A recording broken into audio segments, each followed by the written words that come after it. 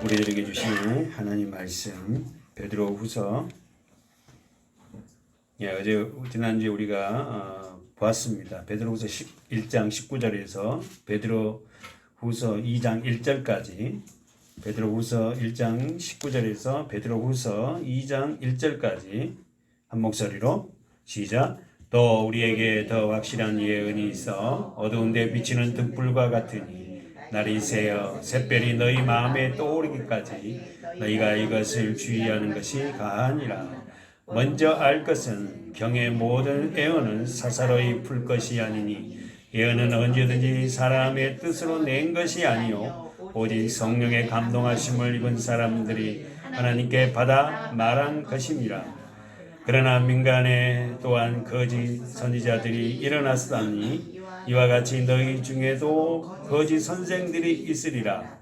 저희를 멸망케 할 이단을 가만히 끌어들여 자기들을 사신 주를 부인하고 임박한 멸망을 스스로 취하는 자들이라. 아멘. 지난주 말씀에서 우리는 누가 어떤 사람이 저주받는 사람이고 어떤 사람이 복받는 사람들을 봤어요. 그쵸? 너무 반복해서 죄송합니다. 그러나 말씀을 생명으로 받아먹고 계속해서 보십시오. 어떤 사람이 저주받은 사람이고, 설교에서 말이죠. 지난주 어떤 사람이 복받은 사람이었죠? 에레미야 17장이었죠. 한번 가보세요. 구약성경 1078조 에레미야 17장. 어떤 사람이 저주받은 사람이고 어떤 사람이 복받은 사람이에요? 여러분, 복이라는 단어가 뭐죠? 바라크죠. 그 바라크란 뜻이 뭐다? 무릎을 꿇다. 할렐루야. 그래서 복이라는 단어가 처음에 나온 것이, 바라크라는 단어가 처음 등장한 곳이 어디다? 창세기 2장. 하나님이 그들에게 복을 주어. 누구죠? 아담과 하와. 이 말이 뭔 말이라고요? 아담과 하와는 하나님 앞에 무릎을 꿇고 사는 존재가 돼야 된다. 할렐루야. 인간이라는 것은, 아담이라는 것은 사람이라는 뜻이잖아요. 그렇죠? 사람은 하나님 앞에 뭐하는 존재다? 무릎을 꿇는 존재예요. 하나님 앞에 무릎을 꿇고 살아갈 때에 하나님이 그들에게 뭘 보여줘? 성령. 그렇지. 그러나 마귀가 와서, 야, 왜 뭐라고 무릎 꿇고 살아? 너 혼자 다 잘할 수 있어. 왜 하나님 앞에 무릎을 꿇어야 돼? 너 혼자 다 할 수 있잖아. 결국 어떻게 해요? 일어서서 선악과를 따먹습니다. 그리고 내가 왜 하나님만 무릎을 꿇어야 돼? 나도 될 수 있어. 뭐처럼? 하나님처럼. 왜? 하나님만이 마음대로 할 수 있거든요. 여러분, 복이라는 단어를 수없이 설명을 했지만 여러분이 잘 정리하고 계실 줄 믿습니다. 에레미야 17장에서 우리가 지난주에 봤던 어떤 사람이 저주를 받는 사람이고 어떤 사람이 복받는 사람, 우리 벌써 다 이야기했어요. 그렇죠? 그래서 에레미야 17장 5절 한번 읽어보세요. 시작. 나 여호와가 이같이 말하노라. 무릇 사람을 믿으며 혈육으로 그 권력을 삼고 마음이 여호와께서 떠난 그 사람은 저주를, 뭡니까? 저주를 받는다. 복을 받지 못한다. 그러니까 여러분, 거꾸로 하면 복받는 사람은 어떻게 사람을 믿지 않아요. 나를 믿지 않는다니까. 자기가 자기를 믿을 존재가 못 돼요. 여러분, 내 안에 계신 그분 말씀, 그분을 믿어야지. 자신을 믿는다? 믿을 수 없는 존재가 나라잖아요. 수시로 바뀐 나니까. 혈육으로 그 권력을 삼고. 집안에 누가 잘된 사람 보십시오. 그 얼마나 많은 줄을 타고 말이지. 그거 어디로 하는지 몰라요. 마음이 여호와께 떠난 그 사람은 저주를 받는다. 거꾸로 성경을 보면 저주받는 사람은 어떤 사람이다? 사람을 믿어. 두 번째, 세상 혈육에 좋은 것을 붙어서 뭔가 얻어먹으려고 해. 그리고 하나님을 떠난 사람, 그 사람이 바로 뭔가 저주받고 있는 사람. 우리 주위에 어마어마하게 많잖아요. 복받은 사람이 그리 많지 않아요, 사실은. 근데 이놈은 복의 개념이 잘못 있게 돼가지고 복이 뭔지 모르고 그게 복이라고 생각하는 거예요.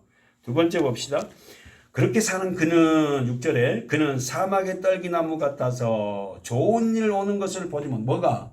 그렇게 사람을 믿고 혈육으로 권력을 삼고 마음이 여호와께 떠난 그 사람은 저주받아서 좋은 일이 오는 일을 보지 못해. 그래서 그 사람은 어떻게 그렇게 사는 좋은 일을 오는 것을 보지도 못하고 광야 간주한 곳 경건한 땅 사람이 거하지 않는 땅에서 거하다. 너무 비참하잖아요, 여러분. 여러분 또 우리가 반복하지만 너무 안타깝잖아요. 사람이 거하지 않는 그런 광야 땅에서 거하고 있어. 그런데도 본인은 지금 현재 자기가 그런 땅에서 거하는데 그런 땅에 거한지 몰라요. 바빠 막. 얼마나 바쁜지 몰라 막. 예배 이렇게 드리는 예배조차도 힘들어서 못 드리지 뭐. 근데 성경 그들이 저주받는 자고 그들 삶이 어떤다? 이런 간조한 땅, 광야의 땅, 사람이 거주하는 땅에서 지금 살아가고 있다. 여러분 복음의 안경을 쓰고 세상을 보면요 정말 세상 사람처럼 불쌍한 사람 없어요. 진짜 불쌍해요. 너무 모르죠. 그러면서 뭐랍니까? 7절 그러나 무릇 여호와를 의지하며 여호와를 의뢰하는 그 사람은 뭐다? 복을 받는다. 할렐루야. 하나님의 말씀을 의지하고 하나님의 말씀을 의뢰, 신뢰하다, 믿다. 이거 자체 믿음조차도 우리는 은혜잖아요. 전적인 하나님의 은혜 안에서 이렇게 부족하지만 살아가는 우리가 어떤 사람이요? 복받은 사람이라니까. 그래서 우리가 주님 앞에 무릎을 꿇은 거예요. 자기 존재의식을 알지 못한 사람은 절대 주님 앞에 무릎을 안 씁니다. 내가 어떤 존재인지 아는 자만이 무릎을 꿇어요. 아멘. 그래서 저는 내가 어떤 존재인지 알거든요. 하나님의 은혜가 부어지지 않으면 세상이 좋고 여전히 옛것들 추구하는 살아갈 사람이에요. 저도. 근데 하나님이 저에게 은혜를 부었어요. 그래서 그 세상이 정말 오늘 우리가 읽는 말씀처럼 6절 말씀처럼 광야에 설기는 사람이 없는 건조한 땅에 서 있는 거예요. 낮에는 그렇게 분주해도요. 침상에 들어가서 혼자 앉아있을 때에 얼마나 외롭고 쓸쓸한지 몰라. 그래서 뭐요? 남자들이 저녁에 술 한 잔 갖고 나는 거예요. 그거 먹고 술 취해서 자는 거예요. 무슨 말이 이해됐죠? 그거예요, 그거. 그러나 우리는 그렇지 않잖아. 사랑하는 여러분, 우리는 저주와 복을 정확하게 구별할 줄 알고 어떤 사람이 복 있는 자고 어떤 사람이 저주의 삶을 사는지 알아야 돼요. 여러분의 삶에 주어지는 현실에서 보여지는 것 갖고 평가해서는 안 돼요. 하나님의 말씀을 의지하고 하나님의 말씀, 그 말씀을 따라 살아가는 자가 어떻게 해요? 복 있는 자. 근데 현재의 복, 그런 복 갖고 여러분 자신을 평가하지 마세요. 그래서 어떻게 해요? 자고새 이야기 나왔죠? 자고새는 어떤 새다? 그 밑에서 자고새는 어떤 새다? 나무 알을 품은 새다. 어디 있죠 그게? 몇 절에 있어요? 11절에 있죠? 불의로 치부하는 자는 자고새가 낳지 아니한 알을 품은 같아서 그 중년에 그것이 떠나겠고 필경은 뭐다? 무슨 말인지 이해되죠? 자고새라는 그 새를 가지고 어떻게 하나님이 에레미야를 통해서 기록해요. 자고새는 어떤 새다? 나무 알을 품어. 실컷 나무 새끼를 품어주는 거야. 찌건지 알고. 그런데 어떻게 해요? 이 새가 알에 깨어나면 어떻게 했나? 그 새가 꼭 떠나버려. 이 말이 뭔 말이야? 실컷 내 삶이 내가 주인인 양 내가 품고 다 품고 있지만 다 떠나. 이 말을 정리하면 이 격언 속에서는 뭡니까? 불의한 방법으로 세상 것을 품는 모든 것은 다 떠납니다. 남는 것은 말씀이에요. 믿음. 아멘. 예수. 아멘.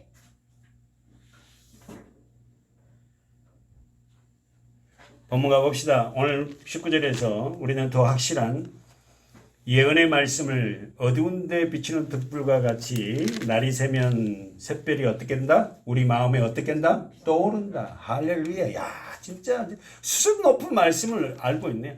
날이 새면 어두움에 등불이 비치는 것처럼 그 샛별이 우리 마음에서 떠오릅니다. 그런데 사랑하는 여러분, 왜 우리는 우리 마음에서 말씀이 떠오르지 않을까?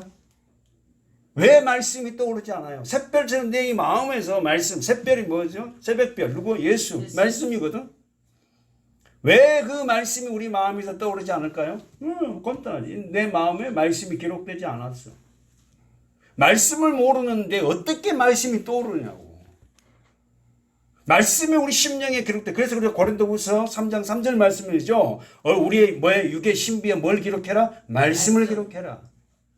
말씀이 기록되려면 어떻게 된다? 예수 그리스도 십자가로 말미암아 거듭난 성도가 그 안에 이제 마음에 말씀이 기록되기 시작한다니까. 아멘.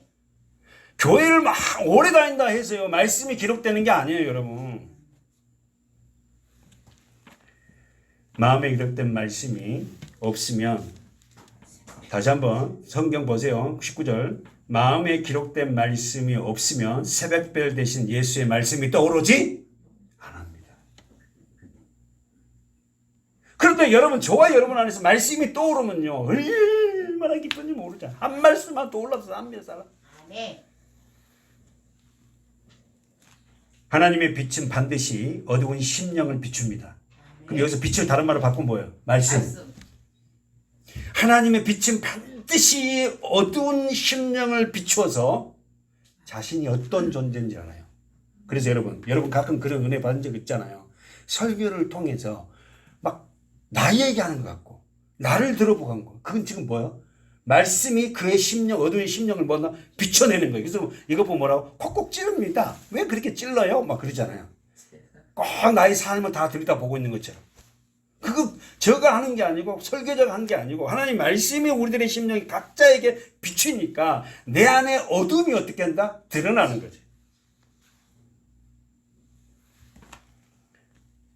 19절 다시 한번 볼까요?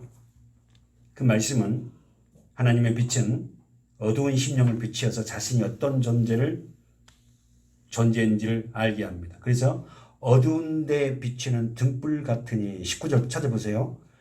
어두운 데 비치는 등불. 어두운 데가 어디예요? 우리 심령. 성원한 교회 성도 여러분, 우리는 하나님의 말씀이 우리 신비에 날마다 기록되는 성도들이 되어야 돼요. 아멘. 다시 한번, 빛 대신 하나님 말씀에 기록되지 아니하면 우리가 어둠이에요. 다시요. 빛 대신 말씀이 우리 심령에 기록되지 아니하면 내가 어둠이라고. 그러니까 예배를 통해서 우리는 그 말씀이 우리 심령에 계속 기록돼야 돼. 그러면서 어떻게 이 어둠이 떠나요. 그럼 여기서 어둠이라는 단어가 지난주에 말씀드렸어요. 한번 써보세요. 어둠이라는 이 단어가 뭐예요? 원어가 지저분하다, 더럽다 이 뜻이에요. 그러니까 이 컴컴한 어둠이 아니라 지저분하다, 더럽다. 곧 뭐예요? 죄예요, 죄. 그래서 어둠이 빛을 알지 못하더라. 죄. 첫 번째로 어둠이란 단어 뜻은 말씀에 든 더럽다. 두 번째 지저분하다 이 뜻인데, 죄로 인하여 파괴된 아담들의 마음이에요. 아셨죠? 죄로 인하여 파괴된 아담들의 마음. 우리가 아담이잖아요. 다 우리가 아담이잖아요. 하나님 말씀 불순종한 그걸 다 상속받은 자지 않습니까? 두 번째, 어둠이란 하나님이 없는 세상이에요. 하나님이 없는 사람들을 어두움이라고 해요. 됐어요? 여러분, 하나님을 모르는 사람을 뭐라요? 어두움이라 그래요. 그래서 너희는 세상의 빛이다. 아멘. 우리가 온 세상의 빛이에요. 그런데 하나님 우리를 너는 세상의 빛이야. 아멘. 빛이야. 그러니까 이 어둠은 하나님을 알지 못한 사람들을 총괄해서 뭐라고 한다? 어두움이라고. 죄라는 거예요. 로마서 한번 볼까요? 로마서 13장 가보세요. 한번 쓰고 한번 따라 보십시오. 어둠을 가지고 한번 가봅시다. 어둠. 누가 쓴 거예요? 사도 바울이 누구에게? 로마에 있는 교인들에게. 그 교회가 어떤 교회였어요? 핍박을 받고 고난을 받는 그들에게 쓴 거죠. 로마서 13장 11절 시작. 또한 너희가 이 시기를 알거니와 자다가 깰 때가 벌써 되었으니. 자, 언더라인. 자다가 깰 때가. 깨어나라. 그러니까 복음을 알지 못한 사람은 모두가 뭐다? 자. 그렇지. 어둠이야. 이는 이제 우리의 구원이 처음 믿을 때보다 가까웠습니다. 그러니까 여러분 저와 여러분의 믿음 생활을 얼마나 했는지 제가 자세히 모르지만은 교회 안에 있다면서도 올바른 믿음 생활을 하지 못하면 계속 그 상태에 머무르 있잖아요. 근데 어느 날 이제 복음을 깨닫기 시작하는 거예요. 그러면서 그 말이요. 구원이 처음 믿을 때보다 가까웠어. 이 말은 뭐예요? 구원이라는 것은 분명 구원이라는 것은 뭐예요? 구원이라는 것은 절대 그 현상에서 머무르지 않는다. 점점 뭐예요? 자라가는 거예요. 정체져 버리지 않는다는 거예요. 하나님이 우리에게 주신 구원을 받는 자는 그 현상에서 머물러 있지 않아요. 밤이 깊고 낮이 가까웠으니 밤이 뭐예요? 어둠이에요. 됐죠? 어둠이에요. 밤이 깊고 낮이 가까웠으니 무슨 말이에요? 새벽이 새기 전에 밤은 굉장히 깊습니다. 깜깜해요. 그러나 동이 트기 시작하면 그 빛이 어둠이 서서히 몰아내잖아요. 그러므로 우리가 어둠의 일을 벗고, 자, 언더라인, 어둠의 일을 벗고 빛의 갑옷을 입자. 할렐루야. 자기 성경 보세요. 뭘 벗고? 어둠. 그렇지. 뭘 입어? 빛의 갑옷. 그러면 여러분 빛의 갑옷 그러면 벌써 생각나는 게 있네. 뭐요? 에베소 6장에 뭐죠? 전신갑주. 어떻게? 전신갑주를 어떻게 입어라? 첫 번째 뭘 입어? 진리의 허리띠를 띠고. 할렐루야. 그 다음에 흉배. 그 다음에 정확하게 의의 흉배를 붙이고. 그 다음에 뭐요? 복음에 예비한 신을 신고. 그 다음에 구원의 투구. 잘한다. 이 순서가 맞아야 돼. 할렐루야. 띠를부터 띠어야 되는 거야. 띠를. 그래야 힘을 써. 에? 그래서 바벨을 드는 그 역도 선수들이 그 띠를 띠잖아요. 그리고 들잖아 이게. 진리의 허리띠 말씀이에요. 할렐루야. 그래서 이제 그 다음에 구원의 투구를 쓰고 그 다음에 믿음의 방패를 들고. 우와. 그러죠. 그래서 믿음의 방패를 왜 든다고? 화전이 날라와. 불화살이. 그 불화살이 누구한테 날라와? 가까운 사람한테. 날라올 때마다 뭘로 막아야 돼? 믿음의 방패로. 불화살이 날라오면 그 불을 갖다가 꿰매주세요 이러지 말고 날라오면 우리는 무조건 뭘로 막아야 돼? 믿음의 방패. 그리고 마지막 갖고 있는 거예요? 성령의 검. 오, 멋있다. 이게 전신갑주거든요. 그러면서 보죠. 빛에 있는 상태. 다시 말해서 하나님의 빛의 갑옷은 어떨게요? 전신갑주. 에베소 6장의 말씀을 보면서 우리는 그것을 입고 낮에와 같이 단정히 행하고 방탕과 술 취하지 말며 음란과 호색하지 말며 쟁투와 시기하지 말고. 동그라미 치세요. 14절. 시작. 오직 주 예수 그리스도로 뭐하고? 옷 입고 정욕을 위하여 육신의 일을 도모하지 말라. 할렐루야. 예수 그리스도의 옷을 그리스도 옷으로 입으래. 예수 그리스도의 옷. 이 옷을 다른 말로 제가 뭐라 그랬죠? 구원의 옷. 구원의 옷을 입어. 그래서 여러분 그 옷을 입으면은 무슨 옷을 입은지 알잖아요. 다른 사람들이. 자, 써보세요. 예수 그리스도의 옷. 그리스도의 옷은 첫 번째 구원의 옷이고, 두 번째 오늘 본문처럼 오늘 로마서 말처럼 빛의 갑옷이고, 세 번째 에베소 6장 말씀처럼 전신갑주. 됐어요? 됐네. 예수 그리스도로 옷 입으래. 옷 입으래. 아멘. 그래서 옷은 보여지니까 구원받는 자들의 삶은 세상 사람과 달라. 그래요. 사랑하는 여러분, 우리는 그리스도로 옷 입은 자예요. 그럼 옷을 입으려면 어떻게 해야 돼? 먼저 벗어야지. 그래서 무슨 옷을 벗으라고? 아담표 옷. 나 레떼리 한번 봐야겠다. 아담표 옷인가 지금. 아담표 옷을 벗고 예수 구원의 옷, 그리스도의 옷, 전신갑주를 입는 거예요. 근데 이 아담표 옷을 안 벗은 거예요. 옛 생활을 안 벗으려는 거예요. 옛 것을 안 벗으려는 거예요. 그게 그대로 좋고 나는 그리스도인 되겠다. 안 됩니다, 여러분. 그 벗어야 돼요. 아멘. 그게 뭡니까? 방탕, 술 취함 이런 것들 있잖아요. 음란, 호세, 쟁투, 시기. 이것들을 벗어내면 자신이 싸워야 된다니까. 누가 그걸 해주는 게 아니야. 여러분이 싸워서 이것들을 벗어내야 돼. 아멘. 그래서 아멘. 끝없이 내 안에 그 전쟁이 일어나는 거야. 내 안에. 사랑하는 여러분, 다시 한번 저한테 여러분한테 질문하고 싶습니다. 주님의 옷을 입으려면 뭐 한다고? 벗어야 돼. 무슨 옷을 벗어야 돼? 아담 옷을. 그래. 아담으로부터 상속된 거.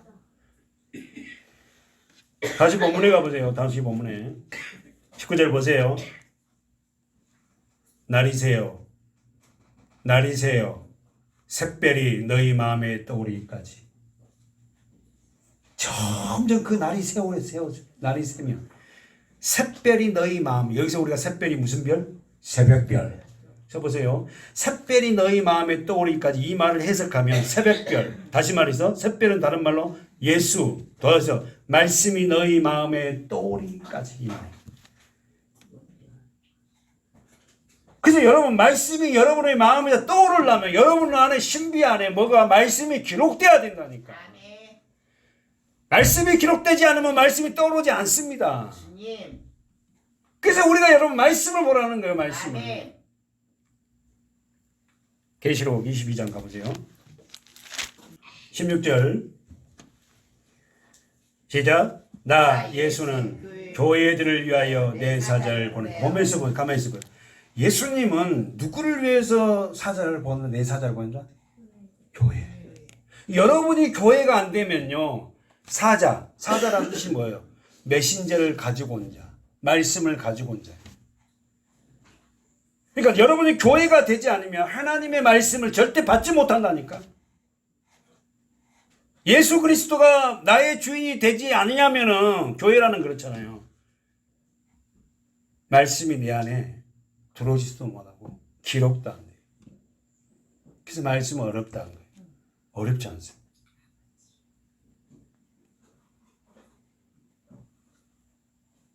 나 예수는 교회들을 위하여. 저와 여러분이 교회잖아요. 아멘. 여러분을 위해서 싸우신 분이 있다니까. 예수예요. 그분이 우리에게 싸우실 때 뭘로 좀 말씀을 주신다니까. 아멘. 말씀이 없으면 우리가 그렇게 패장병처럼 사는 거예요. 내 사자를 보내요. 이것들을 너에게 증거하게 하였노니. 할렐루야. 나는 보세요. 다윗의 뿌리요 자손이니 곧 광명한 새벽별이라 하시라. 할렐루야. 다윗 뭐예요? 왕. 이 시작 유대인들이 가장 지금도 기다리는 메시아는 다윗과 같은 메시아잖아. 근데 그 다윗과 같은 메시아가 그렇게 왔는데도 그는 죽여버려요. 왜? 세상 권력과 세상 힘을 가지고 있는 메시아를 원하잖아요. 다시 한번 보세요. 예수님은 어떤 분이다? 광명한 새벽별이다. 할렐루야. 예수 그리스도께서 새벽별 대신 그 빛은 믿는 자들의 심령에 기록된 말씀의 빛이 떠오르게 해서 우리 속에 있는 어둡고 더럽고 지저분한 것을 빛으로 처분시켜요. 그렇지. 아멘. 그러니까 여러분 물러가라 더러움아 물러 이런 기도하지 말고 예수 그리스도 말씀의 빛을 여러분에게 심령에 새기면은 그 어둠은 자연히 간다니까. 아멘. 무슨 말 이해되죠? 근데 자꾸만 그 어둠을 떠나가라 막 어쩌라 이렇게 하고 자기들 지쳐갖고 그래 하지 마시고 말씀을 우리 심령에 빛을 비추면 어둠은 자연히 떠나가는 거예요. 아멘. 자연. 사랑하는 서만학교의 성도 여러분, 우리는 이 세상에 살면서 내가 지니고 있는 진노를 말씀의 빛으로 제거해 주세요. 본문 가보세요. 베드로후서. 여러분 잊지 마세요.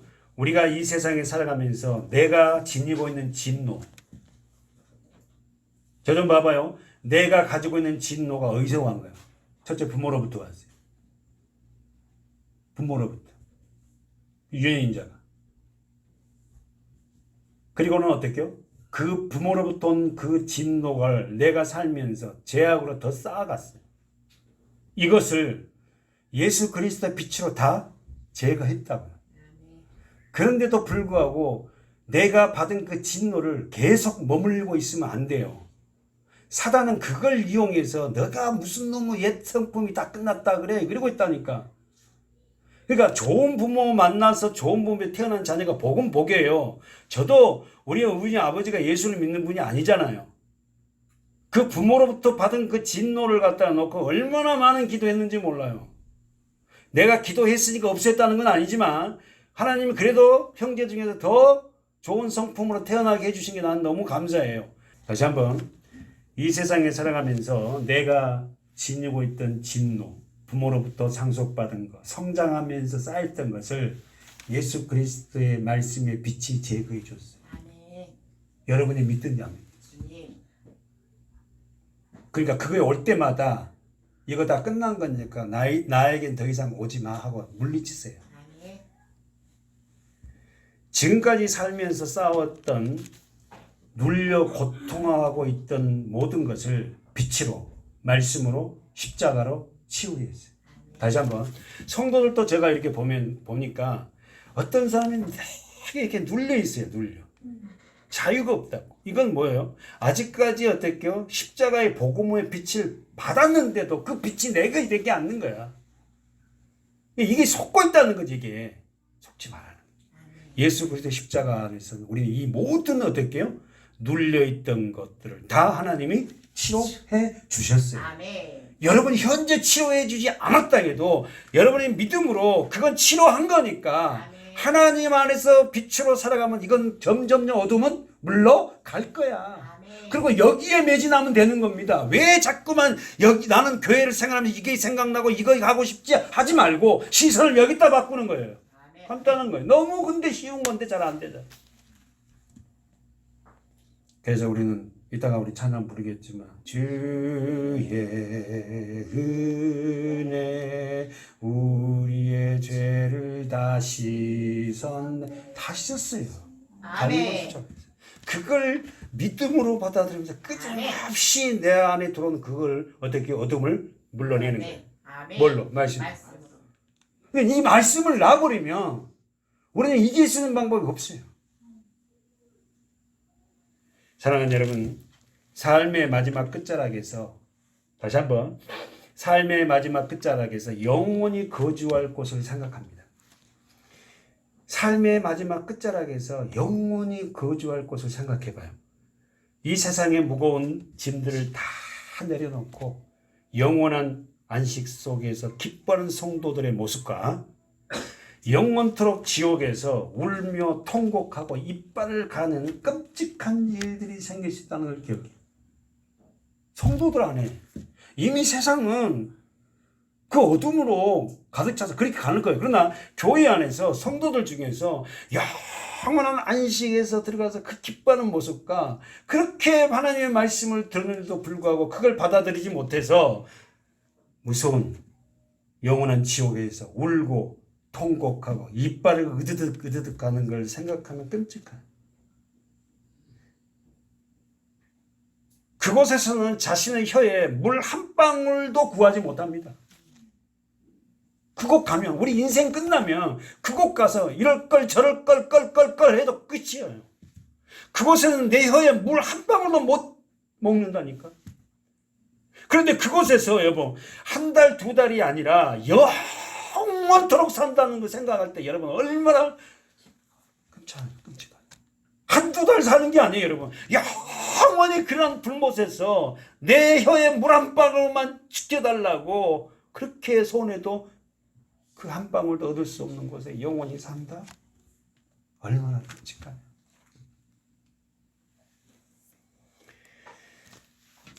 영원한 불못에서 살아야 한다는 것만 생각해도 참 끔찍합니다. 그곳에서 영원토록 있어야 할 저와 여러분이 십자가의 은혜로 건짐을 받았어요. 아멘. 아멘입니다. 저도 영원토록 거기에 살아갈 존재였어요. 그러나 십자가의 은혜로 나는 거기서 건짐을 받았거든요. 그 은혜가 너무 감사해.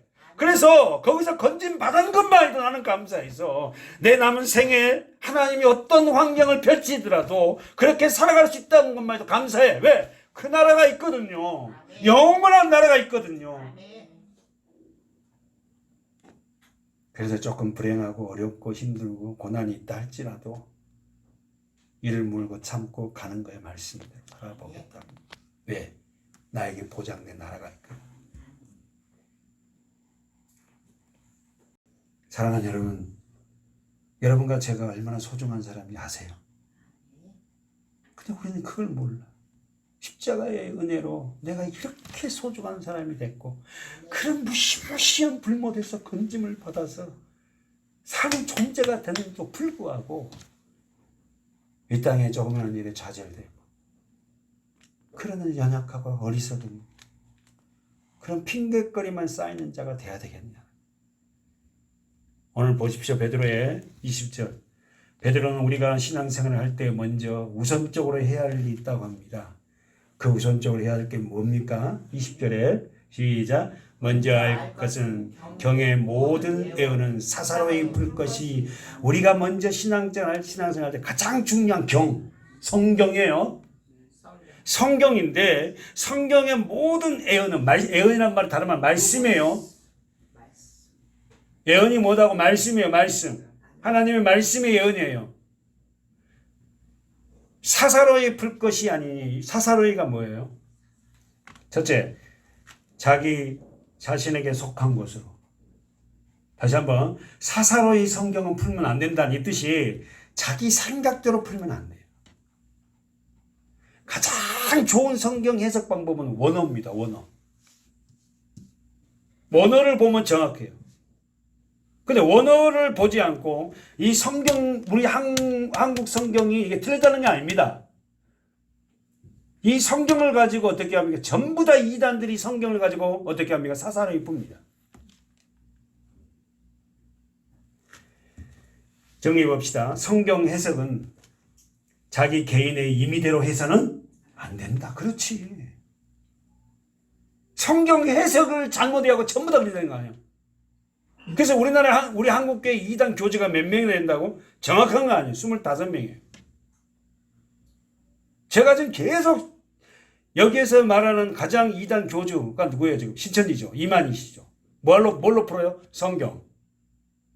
성경을 어마어마하게 읽었다고요. 근데 어떻게 풀었다? 사사로이 풉니다. 성경 배경, 그 성경이 써질 때 환경, 성경이 그때 기록한 목적을 다 무시해요. 어떻게 과천이 예루살렘입니까? 근데 성경이 뭐요? 과천을 뭐요? 과천자였다니까요. 예. 그 항문 그가 나와서 성도들이 깜빡 가는 거예요. 나무 목자 위에 과천자 서 있으니까 이게 뭐 에덴이라는 거예요. 거기에 과천. 이게 믿을 만한 겁니까? 근데 첫째는 뭐 교지를 신뢰하니까 그 사람 말을 다 믿는 거예요. 너는 누구를 믿는 거 아니야? 말씀을 믿어야 돼요. 아니 목회자를 교주화 시켜갖고 이러면 안 된다니까 여러분. 똑같은 여러분과 같은 성전을 갖고 있는 사람들이에요. 우리 목사님은 강대상에서 주무셔요. 여러분 큰일 날 소리예요. 그 강대상이만 목사가 잠만 자면. 사모님은 어떻게 가정을 어떻게 하라는 거예요? 그게 자랑할 일이에요? 저는 그런 이야기 많이 들었어요. 엄청 신령한 것 같이 강대상이 자니까 교회에서 자니까. 속지 마세요. 무슨 놈 가정을 팽개치고 목회자가 누구 와서 교회에서 맨날 잠만 자고 가정 팽개치고 전도한다 뭐 한다고 그러고 다니고 그게 복음입니까? 그런 걸 막 신령한 자기가 못한 걸 하고 있는 우리 목사님 보고 막 존경스럽습니다. 그 추운 날 말이지 막 개울가에 앉아갖고 막 기도원에 가갖고는 막 얼음이 그냥 막 얼어갖고는 있는 그 바울 개울가에 그냥 무릎 꿇고 앉아서 쭉 하고 있는데 막 다들 막 놀래하고 막 신령한지 그 신령하냐? 내가. 그게 신령하는 거야? 속이 막 너무 내가 평신도지만 너무 그때 막 안타까운. 정리해 봅시다. 성경 해석은 반드시 개인의 임의대로 해서는 안 됩니다. 반드시 성령의 조명을 받아야 되고 그 성경의 조명을 못 받고 문자적인 해석으로 말미암아 이단 교주가 출몰합니다. 그래서 자 20절 말씀에 이단 교주가 출몰한 이유가 어떤 이유다? 성경을 사사로이 푼다. 사사로란 뜻이 뭐다고? 자기 생각대로. 그래. 앞뒤 문맥을 하고 이 원어를 가지고 어떤 이유에서 이 말을 했는지를 해야 되는데 성경에 있잖아. 그잖아. 전부 다 여러분 신천지 보세요. 성경 갖고 합니다. 그 문맥, 앞뒤 문맥 다 제거해요. 문자적인 해석입니다. 하여튼 왜 신천지 이야기하면 톤이 왜 갑자기 두 톤 옥타브가 올라가지? 내 마음이 그렇게 안타까워. 목사의 책임이죠. 교회 안에서 그렇게 양육 못 시켰다.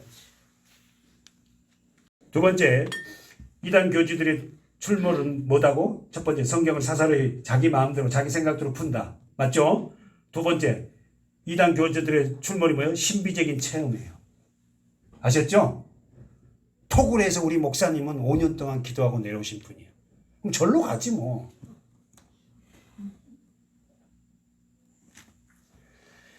사랑하는 여러분, 성경 전체를 어떤 부분인지 개인적인 생각으로 해석을 해서는 안 됩니다. 신천지 교주 이름 누구예요? 이만희. JMS 교주 이름 누구예요? 정명석이. 교회 젊은 애들을 강간 폭행해갖고 이제 나왔어요. 한 10 몇 년 살다가 나왔다고. 또 교주예요. 또 사람들 무지 많습니다. 왜? 저기 앞 돈이 있거든. 하나님의 교회. 그 교주 이름이 안삼홍이죠. 들어봤죠? 죽었습니다. 죽고 나니까 누가 교주가 됐게? 자기 부인. 안삼홍의 부인 누구? 장길자거든. 그 교주예요. 그런데도 그렇게 많은 사람이 따라. 어떻게 가르치는지 아세요? 문자죠. 이걸 갖다 성경을 가르쳐 놓으니까 꼼짝 말하지. 어떻게 그 이해가 돼? 왜 이렇게 대한민국 사람들이 어떻게 종교성이 강한지 몰라. 여러분, 저와 여러분 하나님의 말씀을 사사하게 풀지 말고 성령의 조명을 받아서 우리가 올바른 말씀을 가지고 가는 서문학교의 성도들이 돼야 돼요. 그들에게는 없는 게 있어요. 뭐가 없는지 알아요? 이단들에게 없는 게 있어요. 뭔지 아세요? 십자가가 없어요. 십자가 얘기하지 않아요. 십자가 강조하지 않습니다.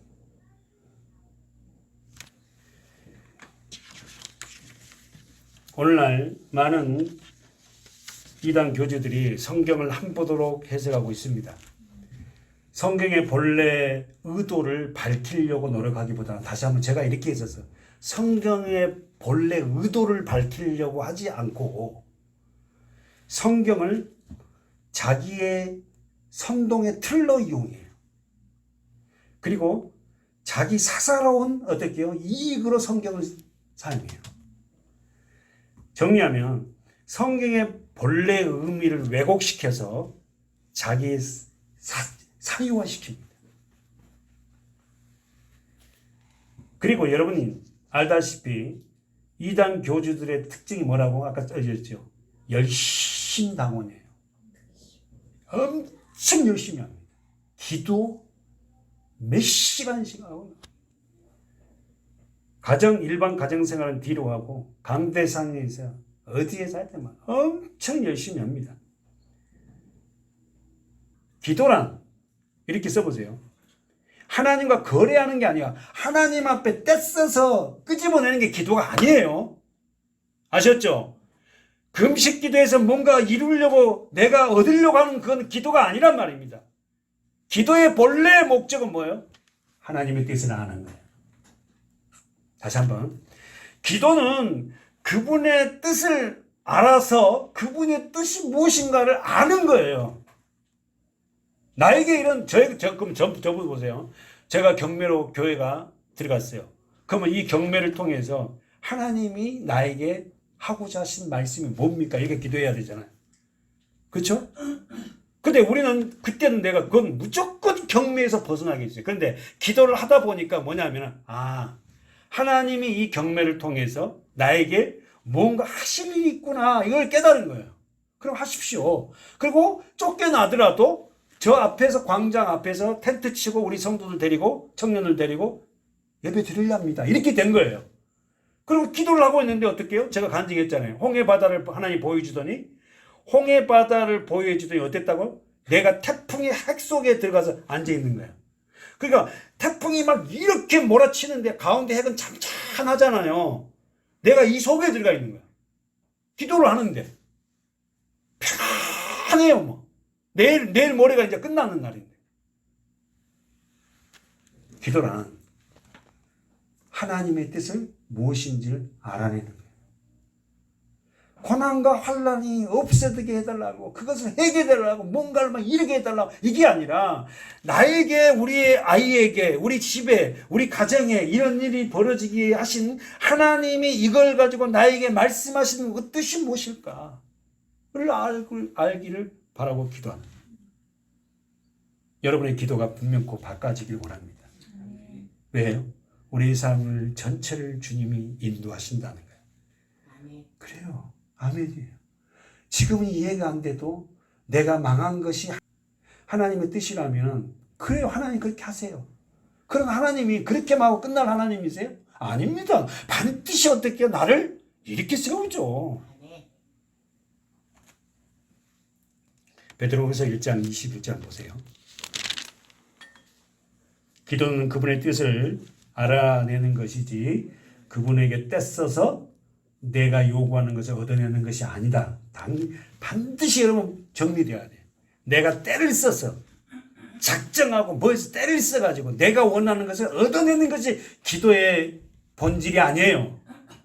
그 고난 중에 하나님이 이 고난을 통해서 내게 하고자 하는 말씀이 무엇인지를 깨닫는 거예요. 베드로후서 1장 21절 시작. 예언은 언제든지 사람의 뜻으로 낸 것이 아니요 오직 성령의 감동하심을 입은 사람들이 하나님께 받아 말하는 것입니다. 우리 지금 계속했죠. 성령의 감동이란 뭐예요? 불어넣었다는 거예요. 하나님의 감동이라는 것은 하나님 우리에게 호흡을 영을 불어넣었다. 성령의 감동하심을 입은 사람들이 하나님께 받아서 말하는 거예요. 써보세요. 성령의 감동하심을 입은 사람들이, 이 말은 뭐예요? 성령에 의하여 움직인 사람이들. 기도하는데 자꾸만 누가 생각이 나, 떠올라, 가고 싶어. 가세요. 하나님이 거기에 뭔가 일을 해요. 이 기도라는 게 참 중요한 거예요. 기도하는데 내 마음이 자꾸만 누굴 향해 하시라니까. 거기에 하나님이 일을 합니다. 성령의 감동하심을 입은 사람들이, 이 말은 자기 마음이 가는 대로 조그마한 지식대로 말하는 것이 아니라, 아셨죠? 성령의 감동하심을 입은 사람들이, 이 말은 자기 생각, 자기의 지식으로 말하는 것이 아니라 나와 의지와 전혀 상관없이 전적인 성령께서 나를 이끌어 가신 대로 맡기는 거예요. 때로는 여러분 누구하고 얘기를 하는데 말하고 싶으세요? 말하세요. 강력하게 이런 말을 막 해주고 싶어. 그럼 하시라니까. 지나가서 그걸 할 건데 하지 말고. 성령께서 말하게 하면 하시라니까. 그러니까 굉장히 중요한 게 평상시에 주님과의 교제가 굉장히 중요하죠. 저와 여러분에게 이런 성령의 감동하심을 따라 움직이는 성도들이 되었으면 좋겠습니다. 아멘. 정리할까요? 자, 베드로후서 1장 21절.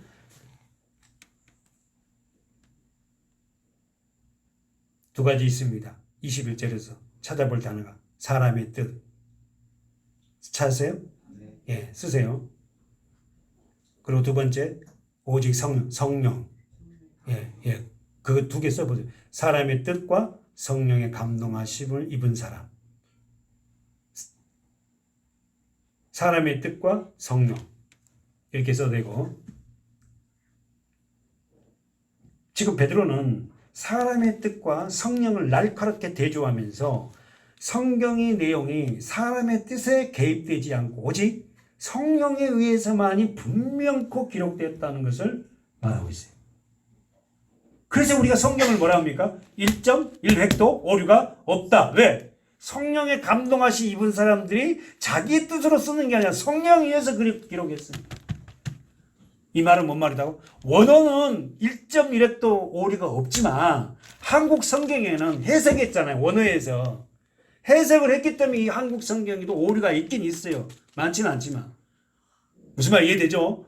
그러니까 뭐 성경에 오류가 있다니까 그렇게 아니라 성경 원어는 오류가 절대 있을 수 없지만 번역을 하면서 오류가 생길 수 있어요. 사랑하는 여러분, 신천지들이 가장 세상 말로 쪽을 못 쓴 건 뭔지 아세요? 성경의 배경, 성경의 앞뒤 문맥 이런 이야기라면요, 그들은 그런 말 하지 마라 그래요. 성경은 1.1획도 오류가 없다 했으니까 그냥 그 성경 갖고 꼬집어서 빼서 해야 해요. 속지 말고 우리는 올바른 믿음으로 말씀을 잘 양육받아서 만약에 그런 일이 있을 때에 잘 지혜롭게 대처하시기 바라요. 아멘. 마지막입니다. 베드로후서 2장 1절 시작. 그러나 민간에 또한 거짓 선지자들이 일어났나니 이와 같이 너희 중에도 거짓 선생들이 있으리라. 거기까지만. 자, 두 가지입니다. 첫째, 거짓 교사, 거짓 선지자들은 첫 번째 민간에 일어났다 그랬는데 그들은 교리적으로 예수 그리스도를 부인해요. 뭘? 재림을. 두 번째 부인한 거 뭐예요? 하나님의 심판. 쓰세요. 예수 그리스도 재림과 하나님의 심판을 부인하고 그리고는 그들은 어떻게 합니까? 현세적인 중심적인 삶입니다. 현재 중심적인 삶. 현재.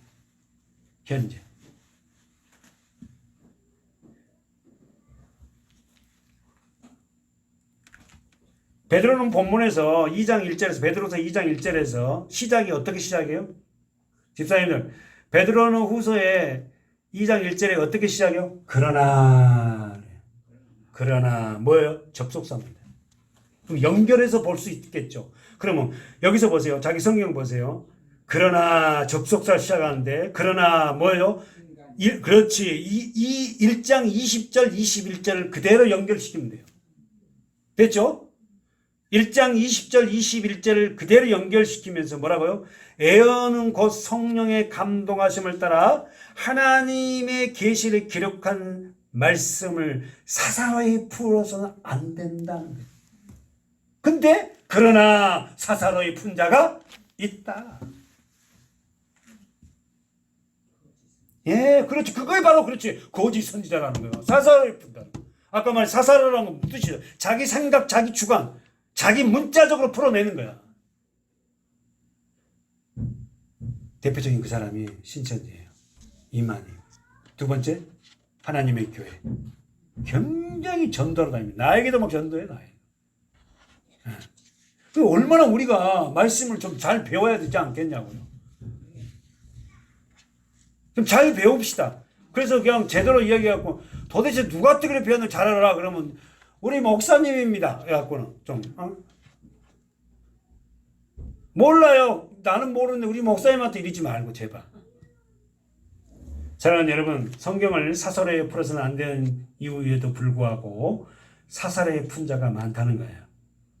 자, 질문해 봅시다. 제가 질문할게요, 여러분. 1절에서 거짓 선지자, 거짓 선생들의 활동 무대가 어디라고 지금 베드로 말합니까?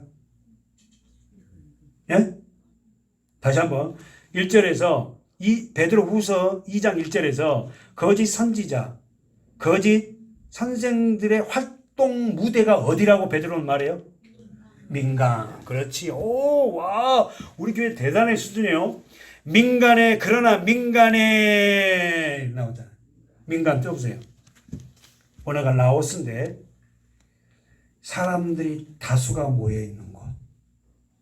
그러면 사람들의 다수가 모여 있는 곳이 어디예요? 교회. 심각한 거야. 그러니까 교회 안에 거짓 선지자, 거짓 교사들이 들어와 있어요. 신천지가 들어와 있다고. 하나님의 교회 성도들이 들어와 있다니까. 그러면 여러분 질문 한번 할게요. 잘 우리가 지금까지 배웠으니까 이스라엘 구약 성경에 거짓 선지자들을 많이 지적하고 있는데 대표적으로 하나님의 성령에 사로잡혀 하나님의 계시만을 전달하던 참 선지자가 있는가 반면에 거짓 선지자들이 있어요. 그 거짓 선지자 자기의 뜻대로 힘과 권력에 붙어서 살아가는 거짓 선지자들이 있었어요. 대표적인 사람이 있습니까? 열왕기상 22장. 누굽니까? 예, 아합 왕 있을 때. 그렇죠. 여러분 읽어보면은 지금 남유다 왕이 여호사밧이에요. 북이스라엘 나라의 왕 아합 왕입니다. 여러분 아합 왕 아시잖아요. 근데 남유다의 여호사밧이라는 왕은 다윗처럼 대단한 영성이 있는 분이거든요. 네? 여러분 남유다의 가장 대표적인 왕을 뽑으면 우리 다윗, 그 다음에 히스기야, 또 여호사밧. 오늘 본문에 여기 보세요. 읽어볼까요? 자, 읽어보세요. 22장 1절부터 시작. 아람과 이스라엘 사이에 전쟁이 없이 3년을 지내었더라. 제3년에 유다 왕 누구? 여호사밧이 이스라엘 왕이 내려가. 자, 유다 왕 이름이 뭐다? 여호사밧. 이 여호사밧이 정말 대단한 왕이에요. 네? 이 사람은 여러분 종교 계획을 하는 사람 중에 한 사람이에요. 종교의 계획하면 히스기야 왕이잖아요. 히스기야 왕처럼 이 종교 계획을 했던 왕이 다윗과 같은 그런 위대한 왕입니다. 여호사밧은 여호사밧 왕의 아버지 이름이 아사 왕이거든. 이 사람도 아버지가 믿음의 왕이라. 그러니까 아버지가 믿음의 왕으로 아사 왕이 여호사밧에게 그 왕권을 물려줬어요. 그래서 아버지가 모든 종교 개혁을 해요. 누가? 여호사밧이. 그 여호사밧의 종교 계획이 뭐냐면 산당과 아세라 목상들을 다 깨부셔버려요. 그리고는 백성에게 여호사밧이 율법책을 가르쳐요. 말씀을 가르친다고. 됐죠? 백성에게 대단한 일을 하는 거예요. 그것도 모자라갖고 여호사밧은 백성들에게 말씀을 가르친 것만도 만족을 못해갖고 지도자를 세워서 순회하면서 지방을 유대 나라를 돌아다니면서 백성들을 하고 말씀을 교육을 해요. 얼마나 대단한 왕이야. 말씀을 가르치는 말씀을. 그리고는 여호사밧은 공정한 심판을 위해서 온전한 재판관을 세워서 과부들도 억울한 재판을 당하지 않도록 그렇게 철저하게 했던 사람이에요. 근데 오늘 본문에 보니까 결정적으로 잘못한 게 뭐냐면은 열왕기상 2장 22장 2절에 보니까 제3년에 유다 왕 여호사밧이 이스라엘 왕에게 내려가서 왜 내려가냐고. 에? 아니 이스라엘 왕 아합에게 왜 가냐고. 아합은 정말로 아합의 왕 부인 이름이 뭐지? 이세벨이잖아. 에? 그 이세벨이 갖고 온 그 시집 오면서 갖고 온 게 뭐예요? 바알. 이런 뭐 신당을 갖고 하고 이방 종교를 갖고 왔고 그걸 믿게 한 이 장본이잖아요. 근데 왜 거기에 여호사밧이 내려가냐고. 예루살렘에서 여리고로 내려가다가 강도 만나듯이 신앙은 여러분 내려가서는 아니 돼. 갈 곳이 아니면 가지 말아야 되는데 왜 여호사밧이 여기서 가가지고는 어떻게 합니까? 문제가 생겨요. 결국 여호사밧도 죽고 완전히 그냥 망신시하게 돼요. 사랑하는 여러분, 우리가 신앙생활을 잘 하다가 결정적인 순간을 실수하면 안 돼요. 하지 말라는 거예요. 지금 성경. 이런 종교의 계획을 하고 율법책을 가르치고 국민들에게 백성들을 말씀으로 가르쳤던 그가 아합 왕을 찾아가고 아합 왕 이래. 길리앗 라모스를 우리가 아람 왕에게 빼앗겼는데 저건 내 찾아와야 되는데 당신 나하고 전쟁 같이 할 수 있겠어? 그러니까 뭐라 그래? 여호사밧.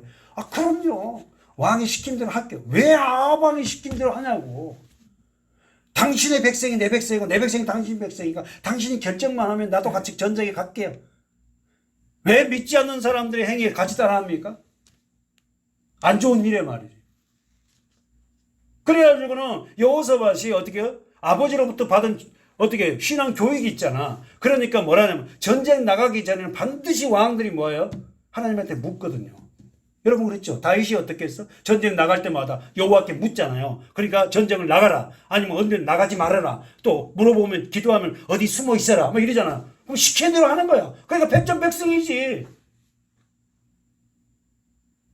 그러니까 여호사밧이 아합에게 여기에 물을 만한 선지자가 없습니까? 있다는 거야.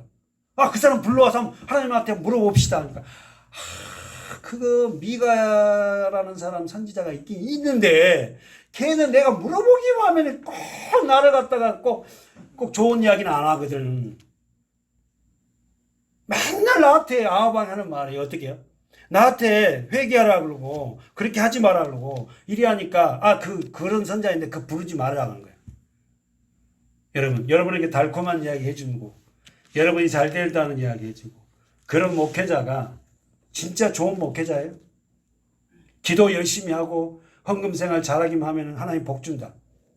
말씀을 가르치고 때로는 아프지만 그 말씀 안에서 양육하게끔 해야 되지 않겠어요? 아니 내가 우월지라는 게 아니에요. 제가 살아보니까 신앙생활 말씀이 있어야지 뭘 힘이 있지. 말씀도 없는데 무슨 놈 세상에서 이깁니까? 뭘 갖고 이겨?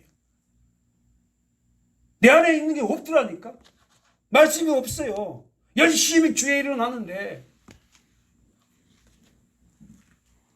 그래서 아하방의 신화를 통해서 어떻게 해요?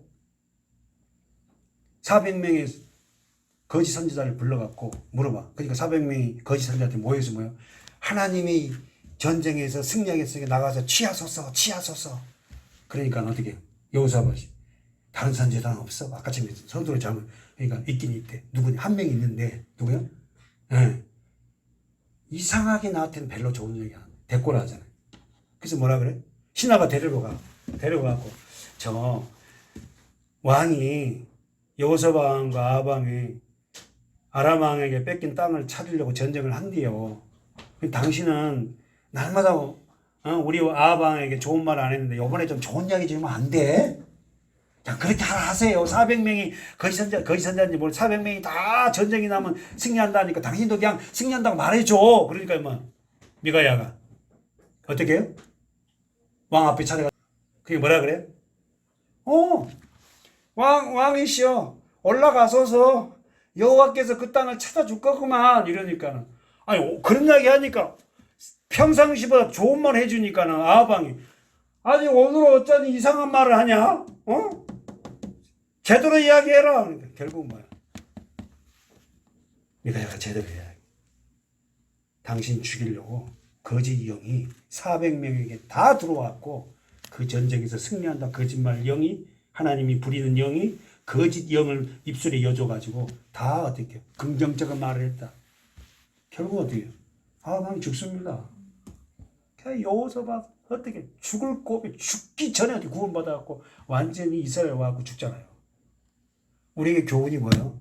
열왕기상 22장을 통해서 믿는 자들의 삶의 여정이 어떠한지 중요하다. 사랑하는 여러분 6절만 읽어봅시다. 6절만. 22장 6절만 시작. 이스라엘 왕이 이에 선지자 400인을 민점을 모으고 저에게 이르되 내가 길리앗 라모스에 가 싸우랴 말랴. 가로 묶어져 있죠. 400명에게 물어봐요.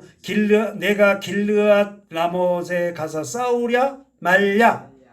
싸운 게 맞냐? 싸우지 않는 게 좋냐? 그러니까 저희가 가로되 뭐라고요?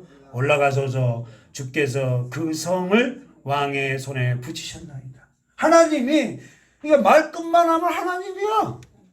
하나님 제대로 믿지도 않으면서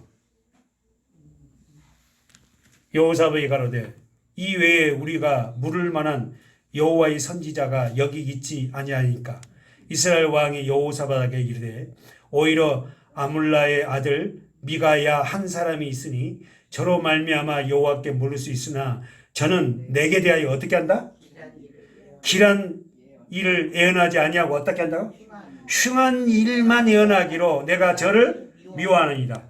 여호사밧이 가로되 왕 그러말 마소서.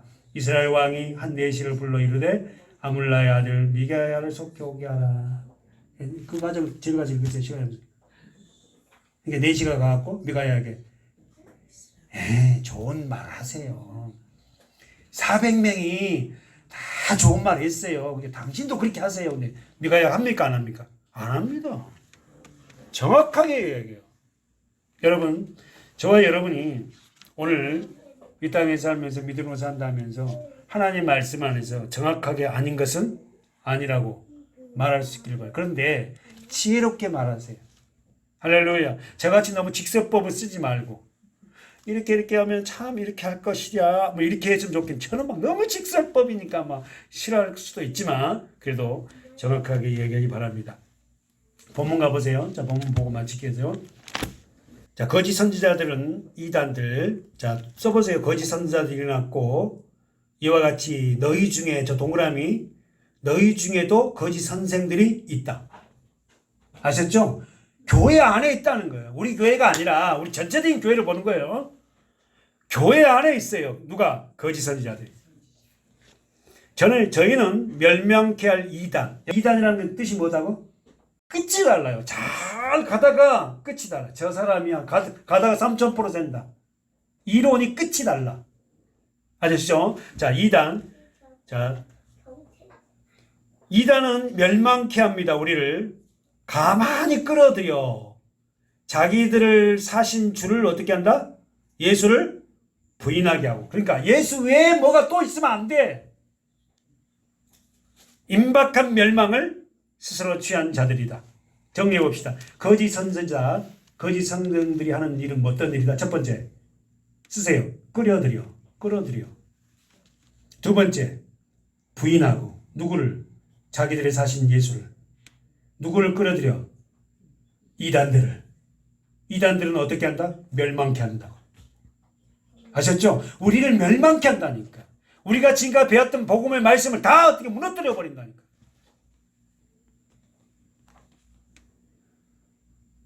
여기서 가만히 끌어들여. 거기 보세요. 저 보이죠?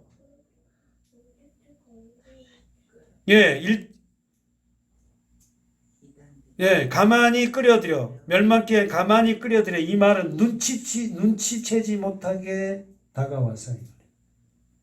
신천지가 이거 엄청 잘합니다. 사랑하는 여러분, 복음의 참된 일꾼과 이단들이 쉽게 구별되지 않습니다. 다시 한번, 참 복음을 갖고 있는 사람과 이단들이 쉽게 구별되지 않아요. 여러분이 정신 차려야 돼요. 결국 가다가 어머나 우리가 들어보진 말씀을 하네 이러면 굉장히 일단은 여러분 의심해야 돼요. 교회에서 들어보진 말씀을 했다? 이상한 거예요. 신천지하고 제가 만나면서 가장 많이 쓴 단어였어요. 사랑하는 여러분, 오늘 본문 베드로후서 2장 1절까지만 하고 마치고 다음 주에 계속하도록 하겠습니다. 기도합니다. 하나님, 우리 성도들이 먼저 성경을 사사리에 풀 것이 아니고 하나님이 주시는 감동에 기록된 성경을 잘 풀어내는 믿음의 성도들이 되게 하여 주시고 우리 주위에 들어와 있는 이단들, 그들을 구별할 수 있는 그런 말씀의 능력도 허락하여 주시옵소서. 예수님 이름으로 감사하며 기도하옵나이다. 아멘.